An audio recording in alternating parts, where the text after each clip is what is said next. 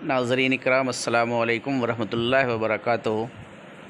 जैसा कि आपको मालूम है कि इस वक्त हमारे मुल्क हिंदुस्तान में यूनिफॉर्म सिविल कोड का मामला बहुत ही ज़ोर व शोर पर चल रहा है और तमाम तंजीमें खा व इमारत शरिया, जमीयत उलमाए हिंद, तमाम तंजीमें, All India Muslim Personal Law Board इसके ताल्लुक़ से अपने अपने बयानात मीडिया के ज़रिए, अखबारों के ज़रिए, इलेक्ट्रॉनिक मीडिया के ज़रिए आवाम तक पहुंचाने में कामयाब रही है।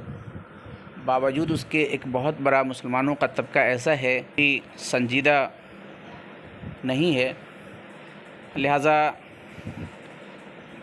बहुत सारे लोगों ने यूनिफॉर्म सिविल कोड के ताल्लुक़ से तकरीर सुनी है, उनकी बातें सुनी हैं। बावजूद उसके उनको ये मालूम नहीं है कि अपनी राय लॉ कमीशन ऑफ इंडिया तक कैसे पहुंचानी है।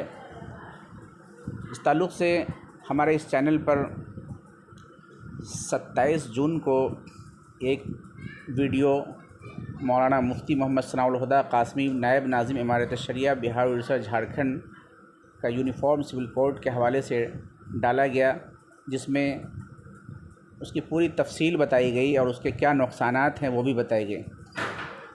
बहुत सारे लोगों ने कमेंट में ये पूछा कि आखिर हम अपनी राय लॉ कमीशन ऑफ इंडिया तक कैसे पहुंचाएं। तो इस सिलसिले में मैं इस वीडियो में आपको तफसील से बात बताना चाहता हूं कि आप अपनी राय लॉ कमीशन ऑफ इंडिया तक कैसे पहुंचाएंगे।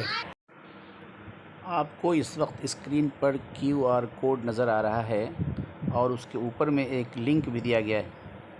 आप गूगल क्रोम में जाकर उस लिंक के ज़रिए भी लॉ कमीशन ऑफ इंडिया तक अपनी राय पेश कर सकते हैं और उसके नीचे QR कोड जो Jamiat Ulama-e Hind, All India Muslim Personal Law Board, Imarat Shariah वगैरह की तरफ से जो जारी किया गया है, किसी भी स्कैनर को आप गूगल कैमरे से स्कैन करके जब स्कैन करेंगे तो उस पर लिंक ऑटोमेटिक आएगा और उस लिंक पर फिर आपको क्लिक करना है। उसके बाद उसको खुलने का इंतज़ार करें।